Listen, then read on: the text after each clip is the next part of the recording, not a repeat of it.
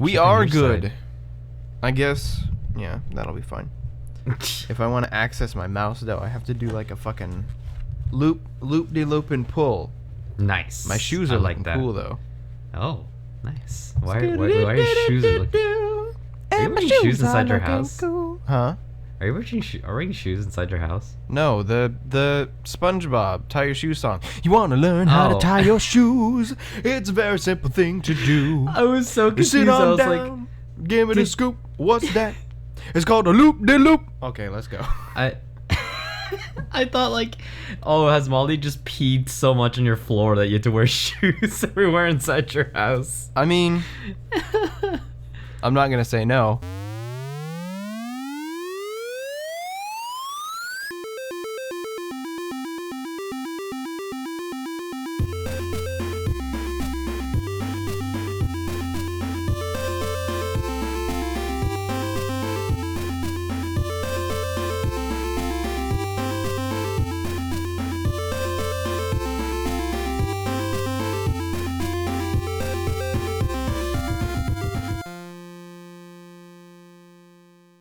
Hello, everyone, and welcome to episode 2 of PMG, or the podcast, the movie, the game. Bop. I'm joined here, as always, by my co-host, Andy. Bop.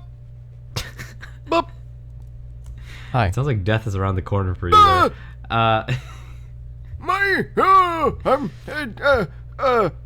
Yep. I did it. Look, it's too early for me to Yep. I feel like you seriously enjoy your senile character a little too much. Like every time it's the easiest voice I can do. It's just me, but like Oh no! And then there's this old guy. The senile man, and then there's like actual like weird and then old there's man. the cantankerous coot. Oh, there's my gold. I'm gonna find the gold in the mountain. That's me. Those are the easiest voices I can do. Gold. I gotta find that gold. It's like those mac and cheese commercials. There's gold and then there's shells. All right. It's because it combines my easiest accent with my easiest voice to make. That's actually true. The You're other not easier wrong. voice is Goblin, but fuck that guy. Am I right? Okay, let's get going. All right. So, just to start things off, there's nothing much happening in movies. Good. But movies are boring. Hey Andy, have you seen anything lately? I wanted to see Lego Batman and Logan, but then I didn't. Mm-hmm. And that's I had the same thing. I want to see both those movies, but I didn't. Plus John Wick Chapter 2. I do want to watch that. Why don't you and I go to movies? Just have date nights. We should. Why don't we do that? Let's go. I'm very bored most of the time, so can we actually go see a movie? I mean, I'm actually semi-busy now, so that could be a problem. Not to mention, I'm getting closer to a job interview, so who knows what'll happen to this show? Oh my God! Will Andy ditch the show to go work? I'll try not to. Right. We just might have to record on like Sunday. Yeah, that's fine. All right, so I guess I did see some stuff. I watched some Netflix. I watched this really stupid remake of Death Race, the original Death Race, not the Jason Statham one, but the one with Sylvester Stallone. It was a really weird old. I think it came out in the 80s, and for some reason Netflix has the remake of it, 2017 remake called Death Race 2050. That movie sucked. I've heard of it, but I never saw it. Oh, it sucked. Like the 2017 remake is painful. It's actually really boring, which is hilarious. I just kept watching it thinking I kept watching it because I was thinking like maybe at some point it gets like somewhat interesting or somewhat exciting, but it's actually ridiculously boring to watch. I don't know. And sounds a lot like our show. Except they have a much bigger budget and they blew it on shitty special effects and cars that look stupid. Feels good. Woo. what was it? But there was this really weird moment in the movie where I guess they're trying to poke fun at like movie tropes or something, but they just weren't intelligent enough to write something smarter. But there was a sequence in the movie where every driver has like a co-pilot, and the co-pilots are all. Oh my god! There's like sounds. What's happening? Are you dying? I don't know. No, are you dying? Like weird sounds. I don't know. Yeah. So essentially, what happens is like every co-pilot's a woman, because whatever. Except for one of the characters. Because the men do the driving and the women hold the maps.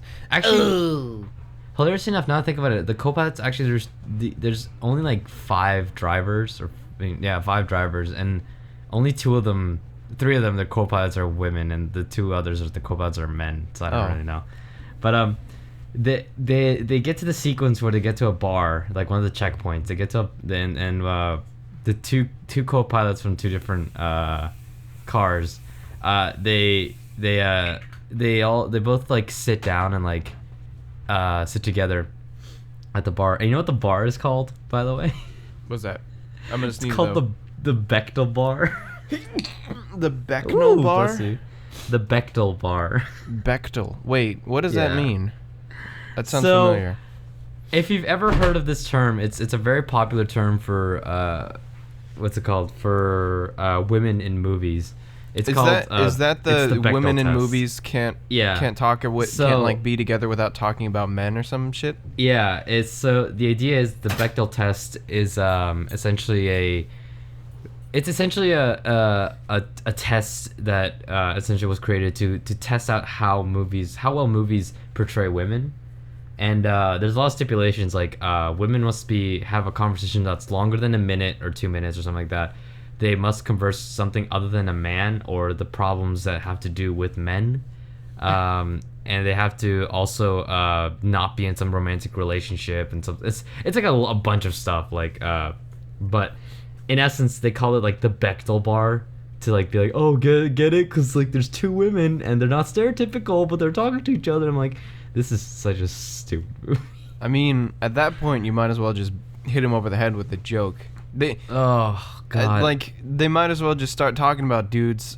So then they fail the test, and then they go outside and look at the bar name, and they're like, "Whoa!" Yeah, I don't know. It was like a painful sequence, and I was like, okay, all right, this movie has nothing worthwhile. And then after that one, I watched Doctor Strange. I finally watched Doctor Strange. Hey, which is really cool. How was it? I never got to see Doctor Strange.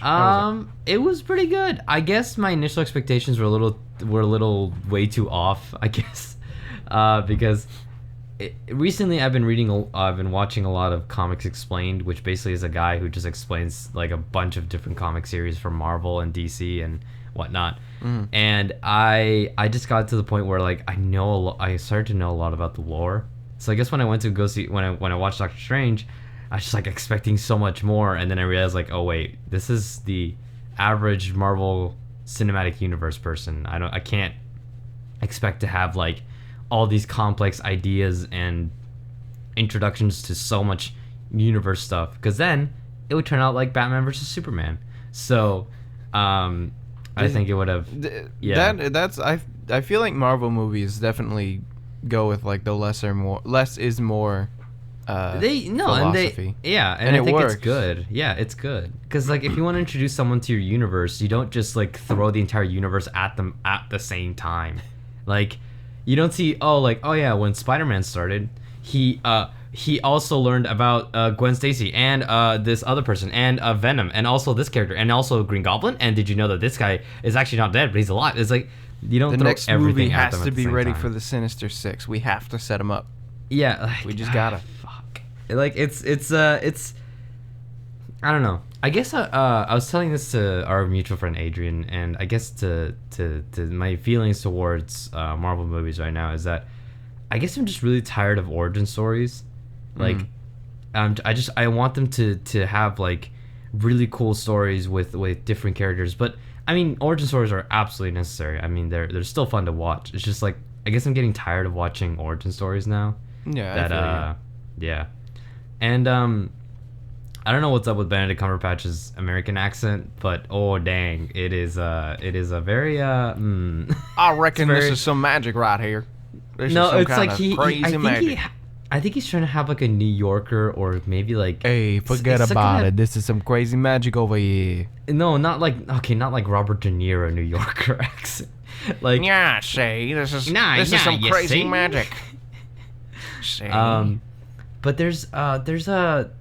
God, there's it just doesn't sound like normal. Yeah, normal. It's really hard. It's. I mean, the man's trying. He's still a good actor. Maybe he's doing Dakota, eh? Maybe he's from South Dakota. Don't you know? But he has these moments where like you can clearly tell his accent his British accent starting to kick in, like.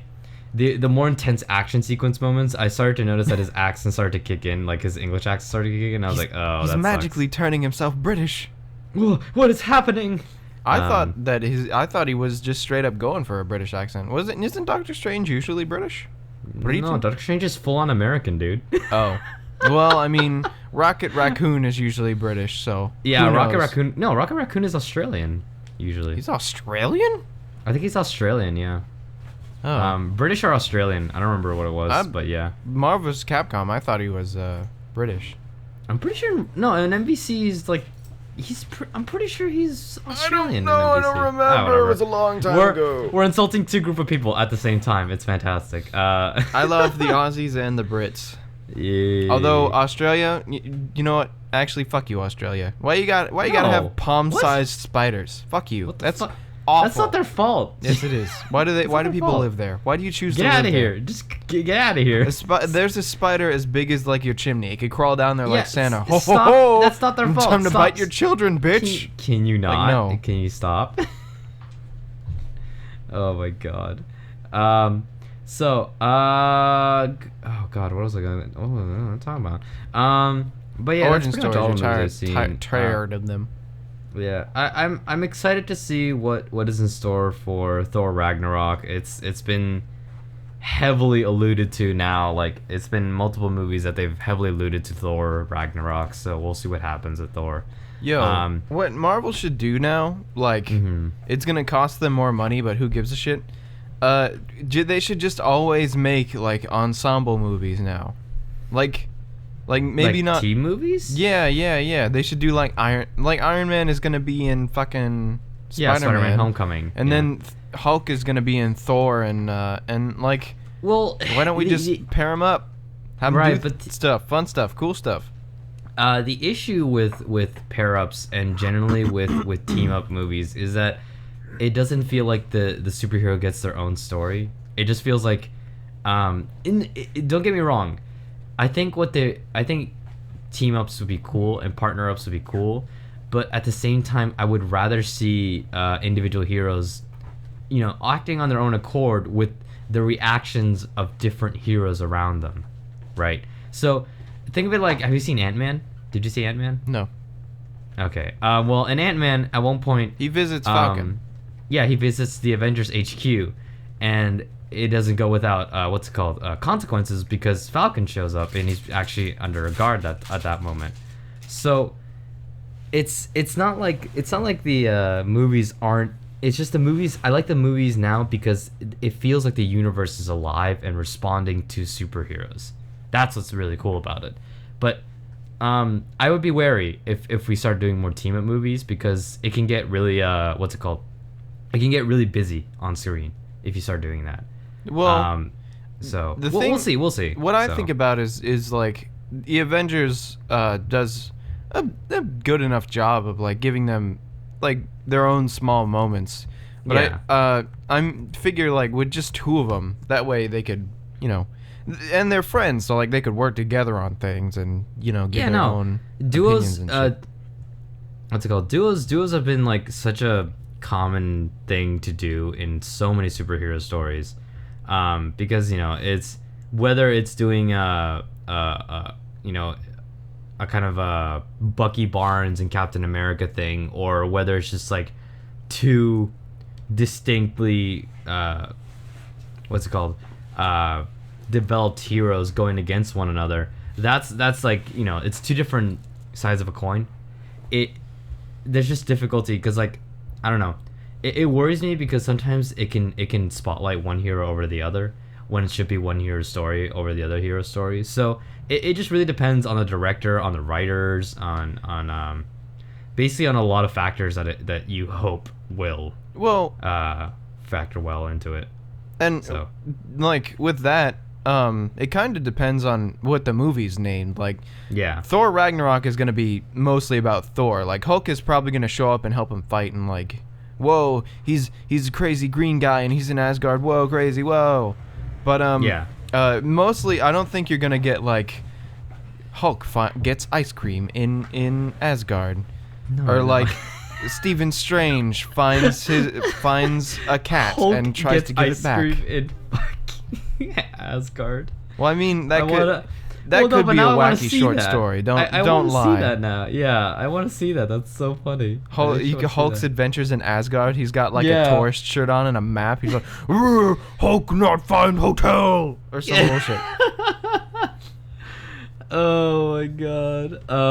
No, I would love to see that, honestly. They kind of did that with Thor. Have those little skits of him in Australia, like rooming with that dude or whatever.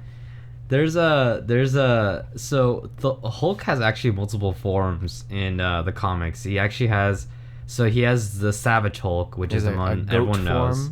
He has a has one. He has one called Johnny Fix-It. I think it was his name. And it's a gray Hulk. And Johnny Fix-It only appears whenever Bruce Banner comes across Las Vegas. And Johnny Fix-It is this weird ass personality of Hulk that basically is a mobster. And at one point there's an entire storyline where Johnny Fix-It basically takes over Vegas and becomes like the new like mobster underground head of Vegas, and it's really fucking weird. Wait, so is Johnny Fix-It the Hulk, or is it's so think of it as the Hulk as Bruce Banner multiple personality disorder. Okay, so he turns into the Hulk, but then he's Johnny Fix-It. Yeah, so he turns into Hulk, but then he turns into a gray Hulk called Johnny Fix-It. Yeah, it's me, Johnny Fix-It. Yeah, and he talks like that, and he's like, "Oh, well, I'm back in Vegas, baby. It's me, Fix-It." And it's like, back in Vegas, baby. Yeah, it's such a weird thing. It's time to run the slots in this town, see? And then at one point, he got bit by Wendigo. Oh, a Wendigo. Yeah, and he got turned into a Wendigo Hulk, which is really badass. Shit. Yo. Spoilers for well, if I say the name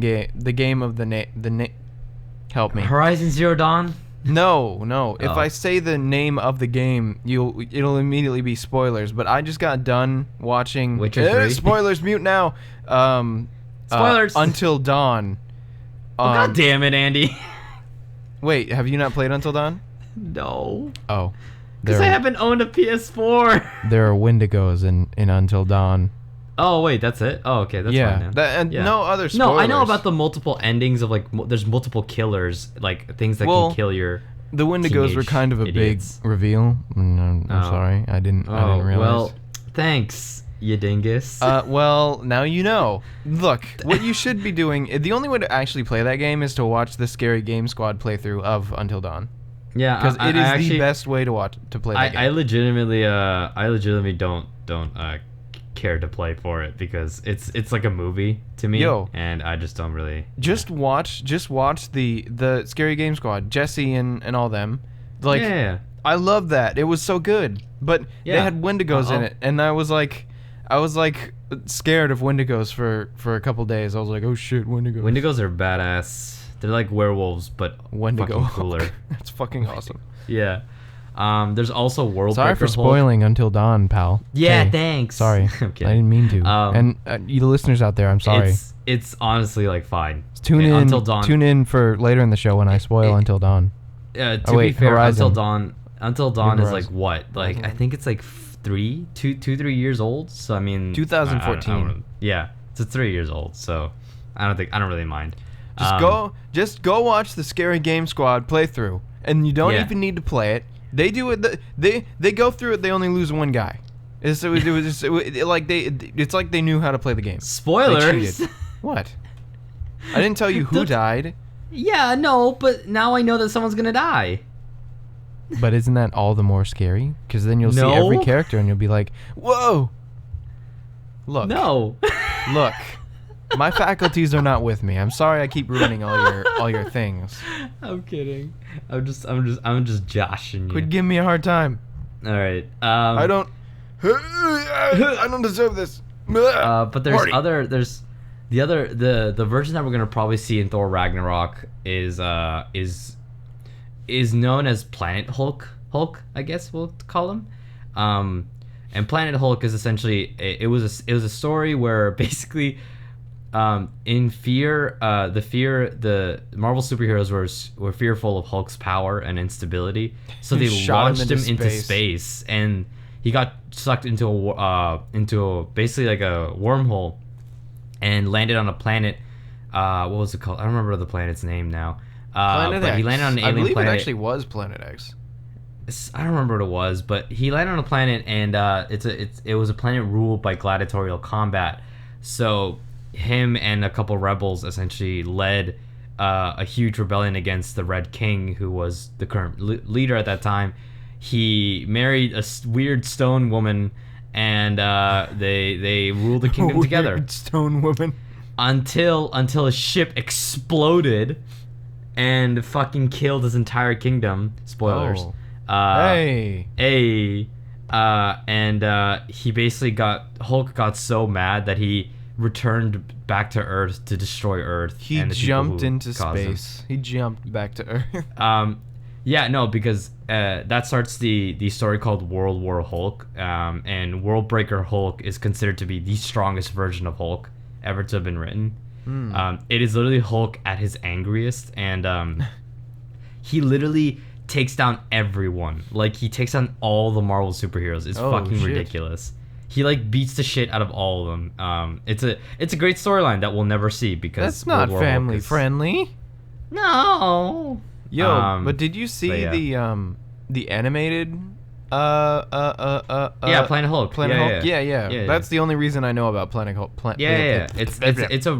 It's a really cool storyline that we'll probably never see because it's really what's it called? It's a dark story for Hulk. They should animate it and not put it on Disney XD. Like, whoa, cutaways. Yeah, like I think they should animate it and keep it as like a rated R thing because it gets pretty intense with World War Hulk. I like that storyline, but it gets, oh my god, it gets super intense. DC sucks the big dick, but their animated movies are super good.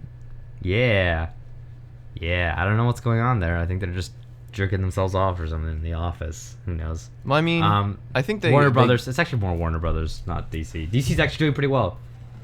If you've ever been curious, read some DC Rebirth. It's been quite the fun time. Don't do it. Superman sucks. Caught him while he was drinking, which means I have free reign. Besides derailing into Hulk stuff, yeah, the Hulk that people are gonna see is partially the World War Hulk, Planet Hulk essentially character. I'm not sure how they're gonna write that in because Hulk's destination was unknown, but we don't know if he flew off into Planet Hulk.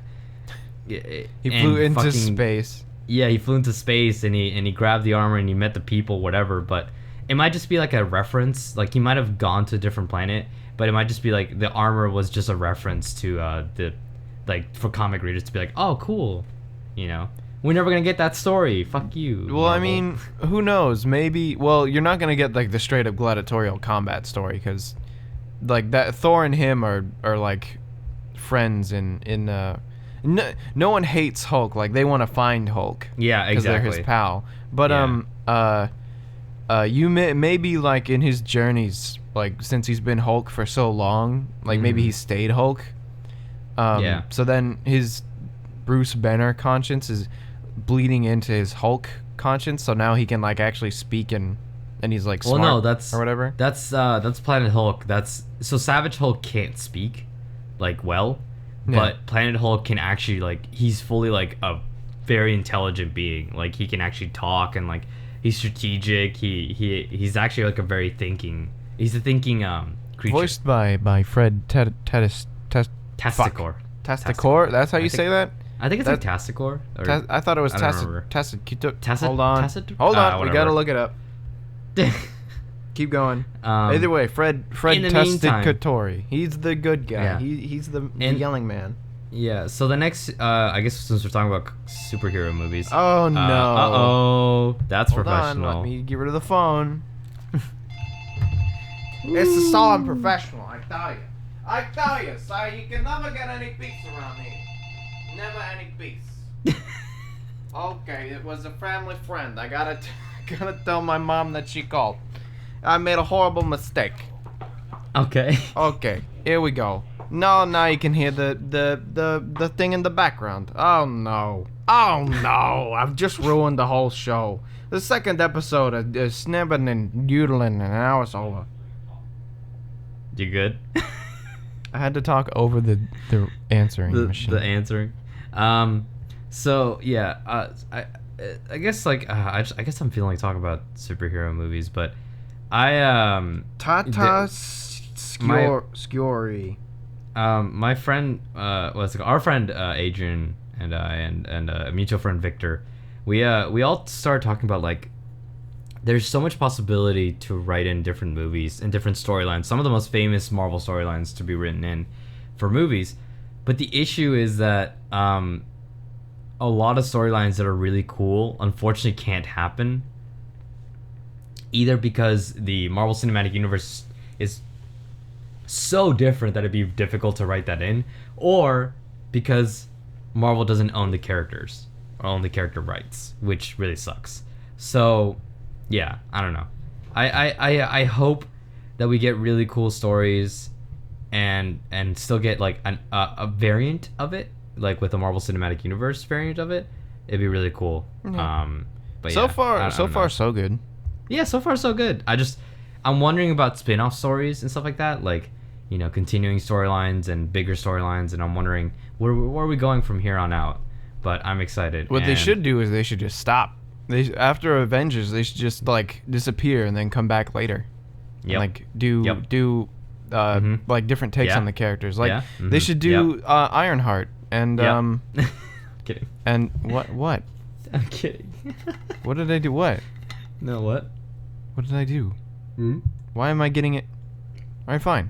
You know what? You go ahead. I'll be back here.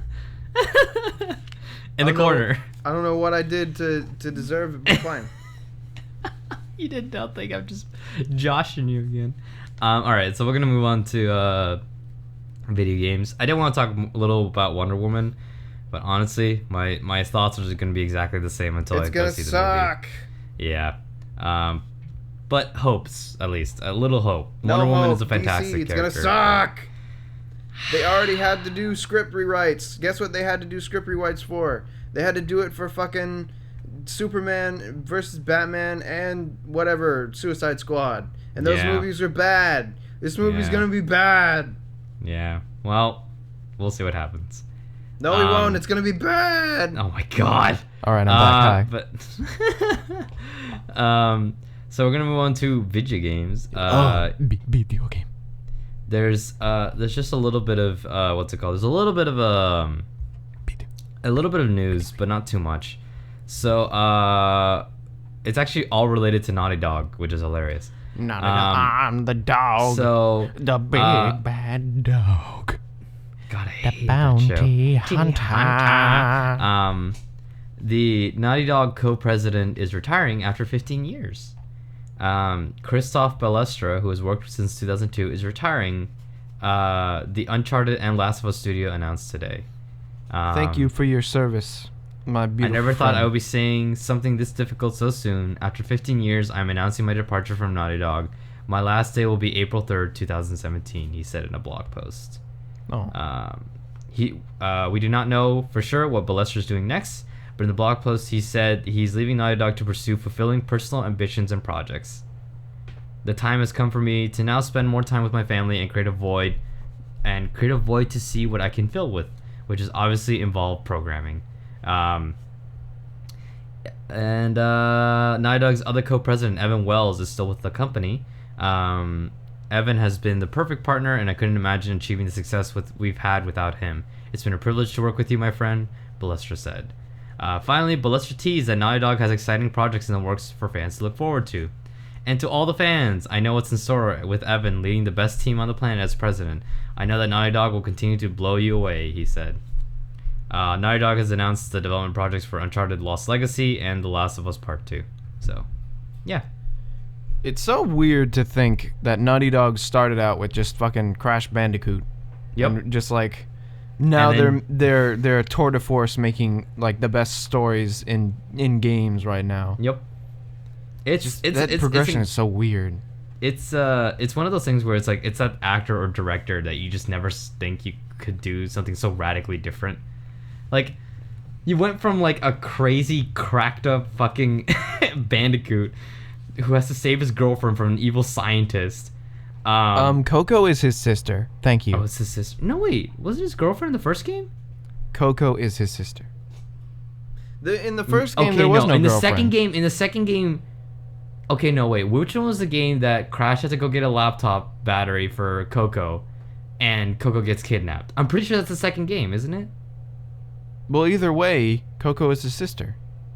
No, but Crash had a female like girlfriend character before. I don't know. Okay, no. Wait, I'm looking this up. No, I'll look it up. You keep talking. No. I'm looking this up because I think Crash has a girlfriend. But do you think I'm gonna jape you? You think I'm just gonna lie? Yeah, Tana. What's her name? Tana, and she is in the first game. Oh. That was the storyline in the first game. Oh. Yeah. I thought the first game was just him running away from fucking Cortex. in the first Crash Bandicoot game, after being captured, she became another creation for Dr. Neo Cortex and Dr. Nitrous Brio. Yeah. Okay, I give up. You won. I got him. I destroyed. No, I'm kidding. Your obscure Crash Bandicoot knowledge has won the day. What? That's not obscure. That's the storyline. It's obscure because she was deleted from the rest of the games. No one liked her. She was obscure. Yeah, it's actually she's trash.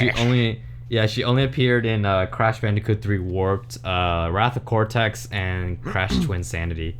Who the fuck was she in Crash Twinsanity? I don't fucking know. What? Dude. Anyways, oh god, I loved this game as a kid. Oh, I love Twinsanity. That was a fun game. Twinsanity was fun. Twinsanity was the only fun Crash game that wasn't made by Naughty Dog. Yeah, it was a fun game. I like the ideas and I like the what's it called? The concepts in the game. Although the tag team racing was fun. That was pretty fun. Yes, and the tag music team racing was good. Fun. Moving on to the next piece of news is Uncharted 4 Lost Legacy. It's the standalone game. Yes. And will contain the largest. This is just like a little bit of news, but it will contain the largest level developed by Naughty Dog that they've never ever made. The Naughty Dog talked about how this level, which is set in the Western Ghats mountain range, surpasses Uncharted 4's Madagascar level in terms of size. Oh. The single largest level we've ever done in Uncharted, designer James Cooper explained. Geographically, it's much bigger than Madagascar, which is previously our largest level. Game director Kurt Marginell added that players won't be forced down one path. We have this really great location with a rural Western Ghats that allows us to get a true sense of exploration. So, cool. That's interesting. You play as Chloe in that game. I'm excited. Yeah, she's that love interest from the second game. Yes. Right. Yes. And she was in the third for a little while. Yeah, she's cool. She's cool. I liked her. Keel. Cool. Kewl. Cool.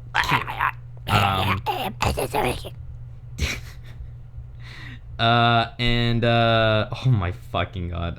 And last piece of news is that there's more Injustice 2 stuff. There's been Injustice 2, so if you guys don't know, Injustice 2 is the new fighting game. It's the sequel to basically a really cool DC fighting game.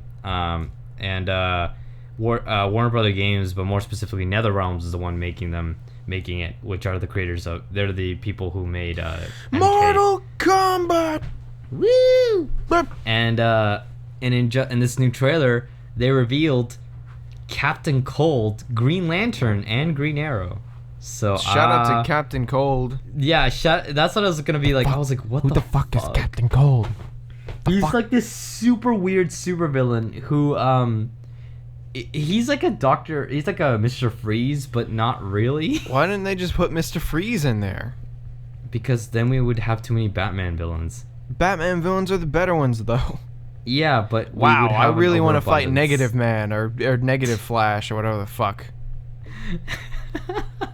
The dude. That's actually a skin. That's actually a skin. The Boomerang Man. Yeah, let's fight Captain Boomerang. Fucking. Fuck you, DC. Where's Batman your only good character, huh? Okay, alright, we're not gonna go into this. But yeah, no. Definitely, I don't know. I'm interested in getting Injustice 2, but probably not because I suck at fighting games. So same. I guess we'll keep it at that. I remember watching a playthrough of Injustice for the story and then thinking like, oh wow, that looks fun, and then I bought it and then I sucked dick in it. I'm like, okay, this is not fun. Yeah, I did the same thing too. I did the exact same thing. I was just like, oh man, this looks like so cool, and then I bought it. I was like, I can't do anything. Yeah, I can't progress like the first level of the story. It's like I'm just gonna watch the story and then Jackarino. So, oh god. So Andy. Hi. That leads us to hey. Wait, there was one more piece of news that I remembered, but I forgot now. Shit. Oh, okay. Shit. I don't know. The Switch is out now. Everybody. Okay. Oh yeah, that was the news. The Switch sold well. The Switch sold very well. Oh, that's good. It was better one than of the Wii U. That's cool. Better than the Wii U, not as good as the Wii, but the Wii sold like. Okay, but the Wii literally printed money, so that there's no comparison. But there, it was honestly. close. It was close to the That's Wii. Good. So here's hoping that Nintendo will actually support the Switch and not dump it like a dead baby, like the Wii U. I don't think they will. I think they really need to support this project because if they don't, they're really gonna shoot themselves in the foot. Yo, but Nintendo, just me to you right now, fix your shit. Because there have been a lot of videos of Switches like bricking out and just fucking up. And then the Joy-Con issues, syncing issues, and then, don't worry about dead pixels. Those are a feature. That's why you don't purchase first wave consoles. Because first wave consoles always have like a shit ton of issues. Like, it fucking happens all the time. The Xbone was kind of like that. The Xbox 360 is the most infamous case of that. That is the most unstable piece of shit I've ever seen. Yo, the Xbox 360. Shout out to the Red Ring of Death. Yeah, Red Ring of Death. The melting, the first time like discs melted inside the system. I remember that shit. I didn't know about that. I just knew about there was the like Red Ring. Partial melting of discs inside the disc drives. Shit. Again, because the Xbox 360 was made really piss poorly. Like, it was so shittily made. Made to fail. And you know what sucks? It sucks because a lot of really cool fucking games came out of that generation of consoles. The 360 was the powerhouse of that generation. Oh my god, it totally was. Now like, it's Sony and the PS4, but shout out to PS4, best console. Xbox One, suck my dick. Xbox One doesn't have any games. Hey. There was this funny picture on Tumblr saying like, oh, every game developer is coming out with great games for March. For Nintendo, it was Breath of the Wild. Mm-hmm. For Sony, it was Horizon Zero Dawn, and then for Xbox, it was Netflix. It's like we're really doing it, guys. Oh my god. I forgot about this, but we speaking of, because you were talking about how it sold well, but we should probably talk about the game releases coming out. I just realized. But wait, let me. I gotta make a plan with our listeners right now. Okay, you listeners, you and me, we have to keep each other strong. I'm a weak man. As you may know, I'm a weak little man. And the Switch, it's a beautiful little console, isn't it? You pick it up, Andy, you put the thing, no. But look, wait. But we have to support each other. We have to Andy. No. We can only, right now, put out your pinky. Stop saying no and listen to me. You gotta, the listeners, you gotta put your hand to your heart. And you gotta swear, you and we can do it. We have to wait at least a year or till December to buy the Switch. We have to wait. We have to see. Oh we my have to God. wait. We can't just jump in. We have to I wait. cut out. That's great. We can do it. That's good. I believe in You you, keep recording. and you believe in me. It's like Kamiya from fucking Gurren Lagann. I believe By the in way, you that by the believes way, in me. I cut out for like that entire segment that you were for that rest half of the other half of that segment. That's fine. It was the ramblings of a madman. Just cut out my audio at certain point. Okay, keep going. Here we go. But no. Wait, like Audacity cut out or Discord did? Discord did. Okay, thank God. Last week, yeah. behind the scenes, when my Audacity fucked up last week, Oh, that was I a had heart to attack. do all kinds Yeah. of fucking audio editing. I had to move shit around and resync shit. It was awful. So please Also, don't Andy, do it no. again. What? You didn't hear No. my spiel. Me. I don't care about and your the spiel. You're audience- not getting the Switch until like at least until this year's over because that's when we're actually gonna get games. Kid, you didn't even listen. Me and the audience, we're gonna work together and we're going to wait. We're gonna wait until December, okay. at least. Okay. We are going. Good. We are each other's Good. support networks. Audience Good. members, if you ever feel weak, if you're thinking, oh man, Mario Kart's on the Switch, I gotta get it. You just message to Facebook, and I will respond, and I'll say, I believe in you. You can hold it. You can wait. Save your money. You can do it. And then Okay. if I ever feel weak, I'll post on the Facebook group, help me, and then you guys could just fucking hang out, and we'll do it. We can do it together. I believe in us. But don't buy it I now. believe Don't buy in the us. Switch. Not right now. That's a Yeah. call to action. Yeah. I'm done now. Cool. So, You're just mad because I'm connecting with our audience and you're not. no, I'm just mad because I thought you were talking about some. I thought you were gonna be like, we're gonna be strong, and then we're gonna like go buy it. No. Why would that would be being weak? If you cave in to getting the Switch. Yes, Mario Kart is on it and it looks good. Yes, Splatoon 2 is on it and Splatoon is fun. Yes, Breath of the Wild is on it, but it still runs like a shit. Yep. Just wait. We can wait. We can do it, viewers. You and me. We can do it. We can do it. Nick too, but let's not count him. Because What it's the just fuck? you and me. We're pals. Oh, God. But yeah, I don't know. I think it'll be interesting to see for the next coming months what happens with the Switch. We will have to see. Yeah, the obviously the likelihood is that people say like, oh yeah, it's not gonna affect sales are gonna drop because obviously the initial sales are what's the big boom. Yeah. But I'm actually waiting for summer and holiday because I think once the summer and holiday seasons kick in, oh my god, those Switches are gonna sell like fucking hotcakes. Hopefully. I think that's what's gonna happen. But I if think so they with- don't, with- if they They don't, release if they release Mario Odyssey on time plus Splatoon 2 on time, I think they will. I think they will sell a lot more copies. yeah, they need to get those out for Yeah. people to continue carrying because like people are already complaining about the lack of games now. So I mean, yeah, it's I listen. I there is a moment where I believe in quality over quantity. Which is very true with games. There's sometimes just a lot of look at the Wii U, not the Wii U, the Wii shovelware aisle that you see at your local Walmart. That's a lot of quantity of games that were cheaply made, produced by shit people, and then they decided to make the game, and it was fucking horrible. well, but I was talking with Adrian about this. I think it's better to have, even if the games aren't quality, like having a lot of games out at the beginning gives people options. variety. I think that is totally true. You should give your players variety. You should give your players the ability to choose what games they want to play, not just look at it and be like, oh, I can only play Zelda. Okay, here's or Zelda Bomberman. and Bomberman. Yeah, And it's like Sniper that's Clips. stupid. Go ahead. But there's Wait, also just but that's the difference. Go ahead for a month.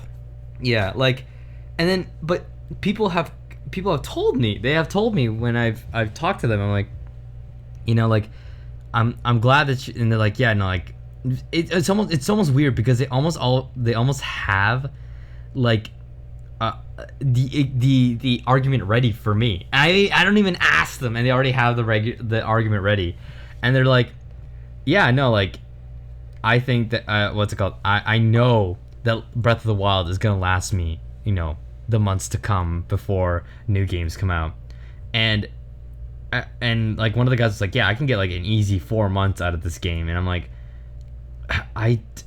as much as I would love to believe that, and as much as I've seen games like Skyrim and games like Skyrim and games like what's it called, Fallout, like as much as I've seen people take a couple hundred hours, some people logging a couple like 1,000 hours on Skyrim and stuff, I just don't know. I really just don't know. Well, like, you can think of, like, people have different schedules, and you know, some people can only play games like for an hour every night. So a game like Breath of the Wild will literally take them 4 months to beat. And some people just want to like explore every nook and cranny and find everything in the game. So so in a lot of but I think that what was bothering me is that people were ready with this like argument towards me, which I understand, because obviously they might get. I could totally see people getting peeved after a while to be like, okay, can you stop? Like, I know there's only one game out for it. Like, I bought it. I know there's only one game out for it, but it's a really good game, right? So, I understand that, but I feel like people need to also understand that you can't just buy a console when there's only one game out for it. It's just, that's so much money just relying on that one game, and then you gotta put your $300 out of the box. Yeah, and then you gotta put your Switch in your drawer and let it collect dust until the next game comes out like 3 months from now. It's like, come on, like, you can't be that. I can't believe, like, what was kind of throwing me off is like, I hope that you guys aren't just being complicit to this idea, because it's terrible. It's terrible that we have to, like, in this day and age when there's so many games accessible and so many people are producing games, that a company like Nintendo, a billion-dollar company like Nintendo, can only make one game for one console on its release date. Like, that's just so well, I don't know. Here, let me just straight up, like, this is what the me and Adrian yesterday were talking about, or not yesterday. What day is it? It's Thursday. Tuesday. Yeah. We're talking about the Switch's release. And it's what I think happened, and obviously I don't have any proof because I'm just a fucking duh, but I think that Nintendo moved the Switch's release to March because they needed to get back into the game with something. And you know how, like, the games right now, it's Zelda, which let's be honest, was finished like months ago. It's been done on the Wii U for months. Yeah. They've just been holding it back so it can go with the Switch. But you're getting one game a month until November, which is when Mario hits, and what we think will be more games to come. I think they moved the Switch forward and a couple of its games that they figured they could hit the date for, just so that way they could see how well it was testing the waters and see how it would sell. I mean, I wouldn't be surprised if that was their plan. I think. Yeah.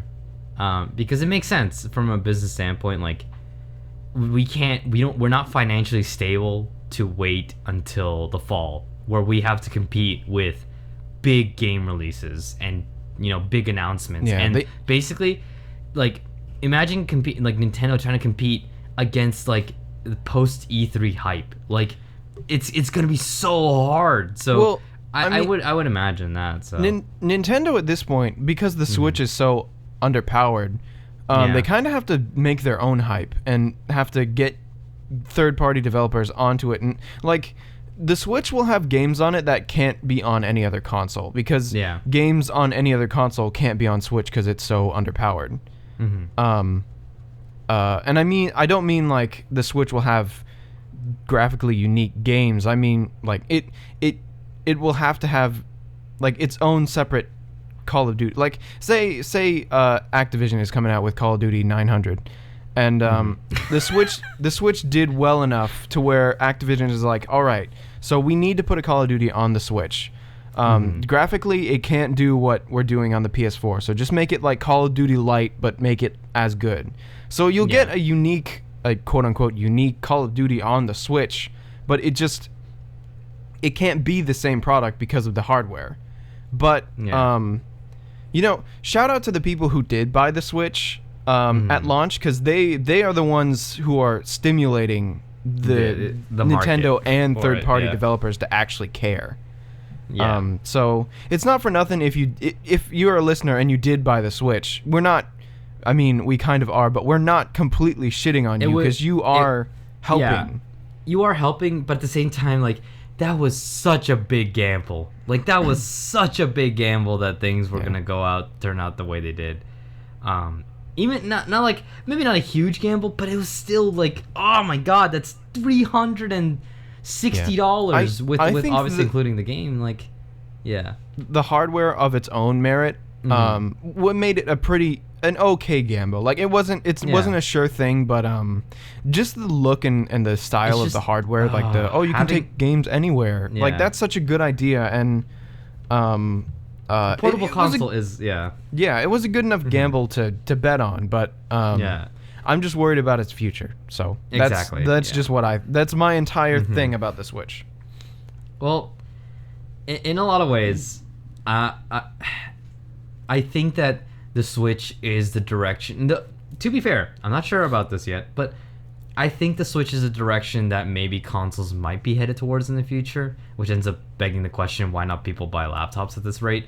But if we were to have a console market to still be alive, I think people would want something like the Switch, because, to be fair, Nintendo is tackling a good idea, because they realize competing with the iOS market is like hell. Like, that's like fucking like horrendous. Yeah, but I mean, that's what they're trying to do with handhelds, right? Like, but with a Nintendo Switch, they can kind of avoid that idea by saying like, oh, it's not really a cell phone or whatever, it's not really a tablet, but it's like a console you can take wherever you go. So you kind of change the labels a little bit, and it turns your product into a different product that people are like, well, I have my cell phone, I got my tablet, and I got my Switch. Right? My cell phone can't play Zelda. Yeah, my cell phone can't play Zelda. My cell phone can't play Skyrim. My cell phone can't play, these things. Why not use the Switch, right? And it feels like this dedicated thing to video games. So, in a lot of ways, it's like Nintendo taking a step back and looking like, you know what? We had an amazing handheld market for a long time. That'd be cool if we did it again, but with a console. And again, the idea is good. Like we said before on the show, I think last episode we said this, and Andy said it perfectly. It's an amazing piece of hardware that just happened to be put into the hands of bupkis people sometimes. Yeah. Nintendo going at, like, saying this is a console and a handheld is an amazing idea. But them going on the back foot and saying, oh, but don't worry, we'll still put out 3DS games. Like, you can't do that. You have to commit. If you don't commit, then you will quit. I think you'll spread your market too thin. Like, 3DS people are going to be like, well, wait, which one should I play now on the go? Like, Wii U people are already saying, like, why the fuck should I play Switch? Because I already have Zelda. On my Wii U. And if they do double ports, like if they do 3DS games and Switch games of the same game, people with 3DS are going to be like, well, why the fuck should I get a Switch? Yeah, I already have my 3DS. They're cannibalizing themselves. Yeah. I don't understand why they're doing it. Yeah, it's one of these things Nintendo. Nintendo is scared, because I think Nintendo's scared of the Wii U happening again. They don't want that to happen again. Well, they should be. Well, yeah, and it's good. No, it's good because it shows fear. It's just they're tackling it in the worst way possible, which is they're killing their own market essentially. They're being fearful where they need to be cunning. Exactly. They need to be people who are like, okay, guys, we got a handheld, we got a previous gen console, and we got this new Switch. We gotta make them different somehow. Like, all three of them, we gotta make them different because people will want different things. That's what we gotta do. What they're doing right now is not what was done in a R&D place where they all sat down and went like, all right, how do we solve this? It was like, all right, we don't want Wii U to happen again. Oh yeah, we don't want it to happen. But we also can't put all of our faith in Switch because what if it's the Wii U again? Okay, we'll just keep putting 3DS games out, so it'll be fine. Yeah. Like, imagine a Nintendo where they took their console developers who were working on Wii U stuff and their handheld developers who were working on 3DS stuff and had them both combine and make things for one console. Exactly. Like, they could pump games out quick. And they would be good games. And considering that the 3DS, the new 3DS is technically about $300, it wouldn't be too far-fetched to say, why don't we just merge the two R&D people? Why don't we just take these ideas and merge them into the Switch and make a really cool, like, maybe like you can have like now you can have 3DS games. And people have been so hesitant to buy 3DSs because they're like, well, I have a tablet and I can watch Netflix and stuff. Now you can buy the 1-2 Switch and play 3DS games and play Switch games. What? And that would be so radically different from the Wii U that Wii U buyers will be like, well, I gotta get that now. Now I gotta get it. So I don't know. Though to be fair, if they did do that, that would piss me off and probably a lot of 3DS owners because we'll be like, wait, what? We just bought this new Nintendo 3DS that came out like literally a year ago, and now you're telling us we had to buy another 3DS essentially. Well, I mean, the 3DS itself has been out long enough to where I feel like that'd be okay, but yeah, kind of. Sneeze. Oh no, I'm not. Bless you. I just think Nintendo focusing its efforts on one thing can only make that one thing stronger. Like it can't be a too many cooks in the kitchen sort of deal. Sony, just using Sony as an example, all their first-party studios are working on PS4 games. And while some haven't shown their cards yet, or some aren't out yet, the ones that have hit are really good and were worthwhile. So it makes sense to be singular focused. Yeah. I'm actually, I know it's a little too early to talk about this, but I'm actually curious to see what this E3 has to hold, what this E3 will be showcasing this year. Yo, if Sony's conference isn't 100% hype like it was last year, I'm going to be so sad. How? Okay, Andy, tell me this. How would you make it more hype than it was before last year? But I trust Sony. They can do it. I used to trust Nintendo. They fucked me. I guess I shouldn't trust Sony. Yeah, I'm going to say this outright. The reason that it was hype was mainly because, A, where the fuck was Kojima? Everyone was like, where is Kojima? Where is Kojima? What is he doing? What is this new thing? Right? B, everyone was like, it'd be really hype, a new God of War game. Wouldn't it be that, oh my god, if we got a God of War, oh my god, that'd be so good. They just spent the whole show talking about games. Oh my god, it was so good. And they spent the whole, now, be fair, if they spent the whole show talking about games and not having stupid presenters like Ubisoft does or fucking Microsoft does, that would be fantastic. That's what they did last year. But that's what they did last year. So keep that part. But what I'm saying is the hype games that were announced there. And on top of that, people are like, wouldn't it be great if we have a Crash Bandicoot remake? Bam! It happened. It's in the progress of making. It fucking happened. Yeah, and it's like, how? And then on top of that, people are like, you know what? Resident Evil's dead, guys. Boom! Resident Evil 7 trailer. PTS game. What? Like, I'm sorry, Andy, but like, I just don't know how they can make it more hype than it was last year. But what if it would be? What if it can be? Oh my god! I think in my opinion, this year might be a little less hype, but next year, oh my god, next year they're gonna just kick it into overdrive and fucking kick us all in the balls and make it real hype. Yeah, I think by next year they're gonna start talking about PS5. Yeah, I would say so too. I think this year Sony might talk more about hardware, which is kind of sucky, but I wouldn't be surprised if they did. Sometimes you gotta have off years, but exactly. That's what I mean. Like, if they don't, Sony are kings. Holy shit! If every year was super hyped, holy shit, that would be so exhausting and boring. But also, it would stagnate. I'm so negatively excited for I so don't care about Microsoft's conference that maybe that'll be so hype. Like, I don't give a shit, but then that comes out being hype. Microsoft is so boring. Like, they just announce things that no one gives a shit about except for their stockholders. Let's drop a car from the ceiling. Okay, car's going back up. Why do we do that? Who gives a shit? Yeah, let's have that fucking 30-minute presentation by EA Sports. Like, fucking great. I love that. Woo. Let me announce FIFA 2018, Madden 2018. Let's have people just go up on stage and do a stage demo of a game and just stand there and not look like they have fun. Let's have that really fake ass fucking pirated game where everyone's like clearly acting to their hardest. God, that was so painful. God damn, Sony was so good last year. Holy shit. You know what's really funny though? In all fairness, Ubisoft actually had a better presentation than Microsoft did. I would argue against that. I would argue for that, honestly. I would say maybe Ubisoft was so long and so fucking boring. I would say I don't know. I think because Microsoft was showing a lot of things, but showing a lot of things I didn't give a shit about. I just didn't give a shit about. So maybe it's me. And also they had Aisha Tyler. Hey, where's Scalebound? Yeah. And also Aisha Tyler, because Aisha Tyler was actually pretty cool. For the most part, listen, we've had some cringy ass hosts for Ubisoft. So everyone's a little bit gay. Everyone's a little bit gay. Shout out to Aisha. You're doing it. She's doing it. Listen, Aisha Tyler, fuck dude, she was pretty good. Yeah, and she's one of the few things that are good about Ubisoft conferences. Yeah, like fucking god. And this I think like again, like Whose Line, a little bit stilted when she started out. This time, she's pretty good. I would say she's pretty good.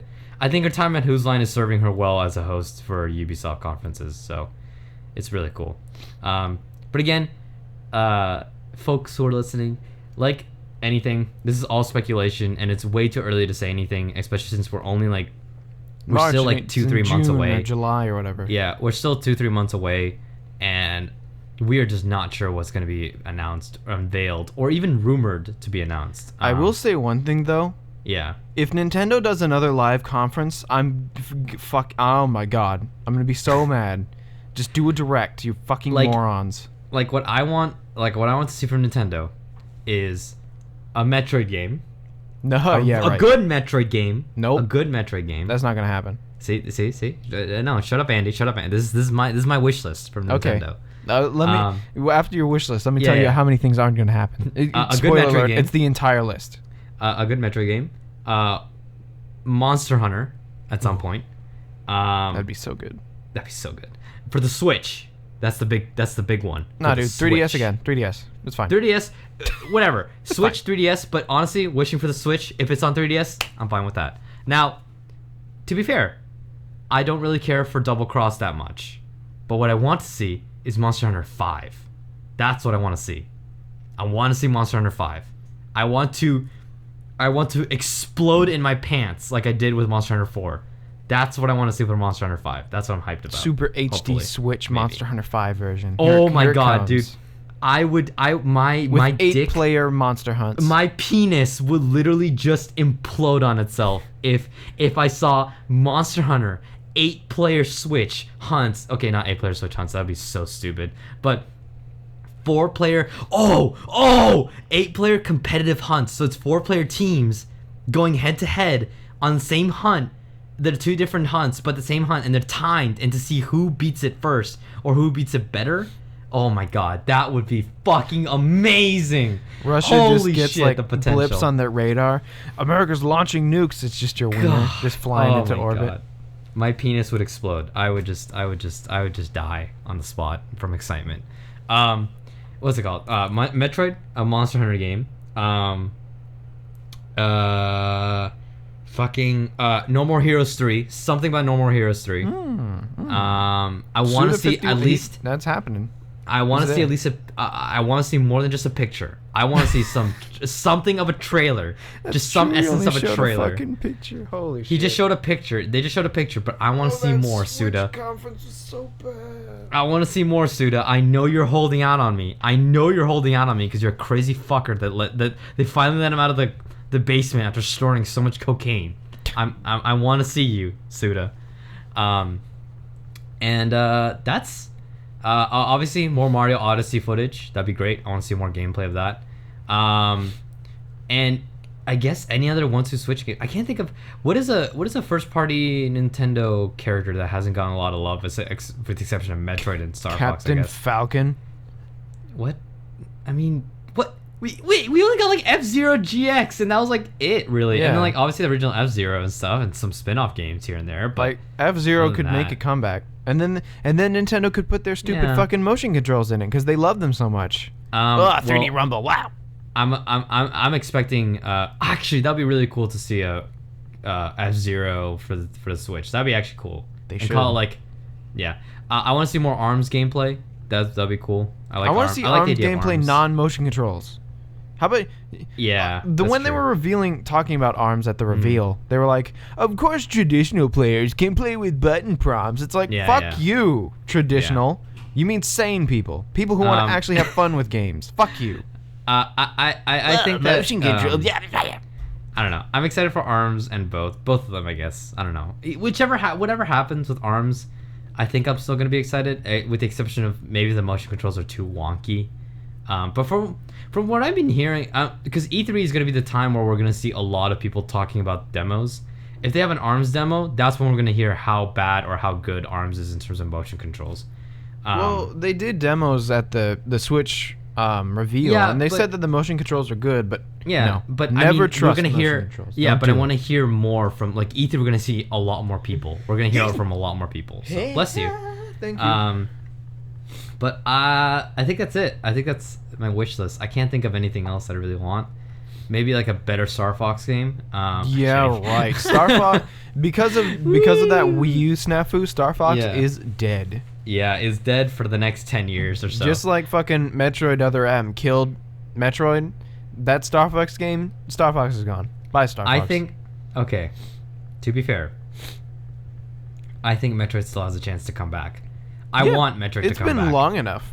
I want Metroid to come back, and I want to play as Samus Aran, and I want to explore new planets, and I want Retro Studios to take over again and make Metroid Prime 4. You mean you don't want to play as a fucking grunt? I want to explore worlds. I want to get new beams and new armors, and I want to get fucking power-ups, and I want to fucking blow up Ridley again. Metroid Prime is so good. It's so good, Andy. It's so good. What happened? Starts with an N. Ends with a Nintendo. Oh. What does it mean? I don't know. But what will be your wish list, Andy? Since we're talking about Nintendo. Wish list?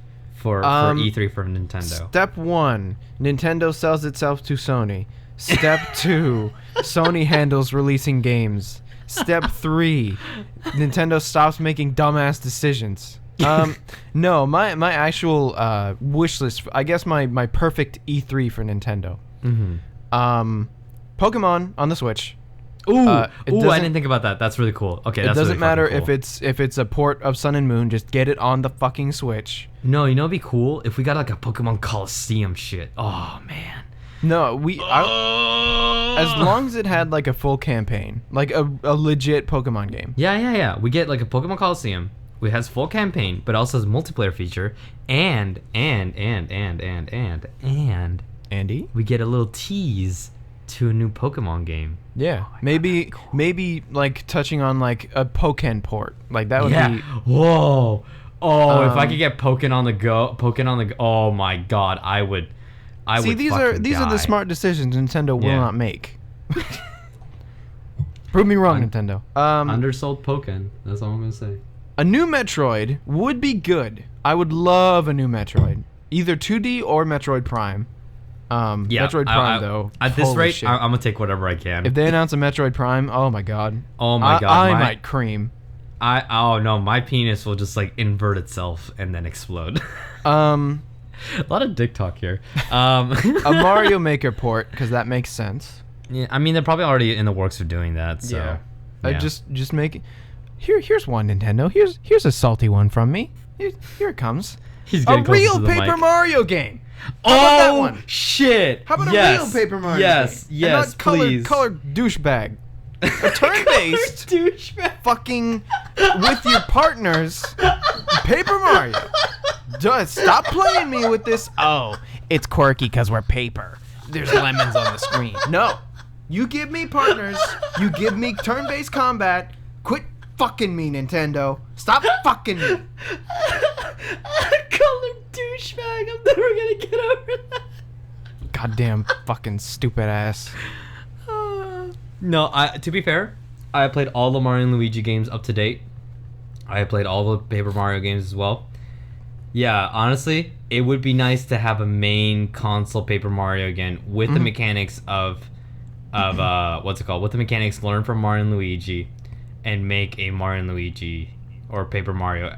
Whatever, I don't care if it's Paper Mario or Mario and Luigi. Just put it on a fucking console, please. No, it has to be Paper Mario. If it's not Paper Mario, and it can look like Color Splash, because Color Splash looked good. Really but if you good, give me Color Splash gameplay, I will fuck your house. I will fuck your house. To be fair though, Color Splash wasn't that bad from what I heard from people. I will it was fuck better than their Sticker house. Star. I will fuck them. It was better than Sticker Star. It was better than anything that's come out from Paper Mario since Thousand Year Door, essentially. Not Thousand Year Door. I would say Super Paper Mario. That was actually pretty good. But I count Super Paper Mario differently since it's basically just like a new Super Mario. It's a platformer. Yeah, it's a platformer. So realistically, yeah. But yeah, I totally understand that feeling. I want a Paper Mario game again. Okay. Maybe they'll listen. No, they won't. But yeah, they won't. For the Mario Kart port, maybe it's gonna be out by then. But hit me up with some DLC. Put Star Fox in there. Put Captain Falcon in there. Turn Mario Kart into Nintendo Kart. It only makes sense. Link is in there. Animal Crossing is in there. Just quit fucking around and just do it.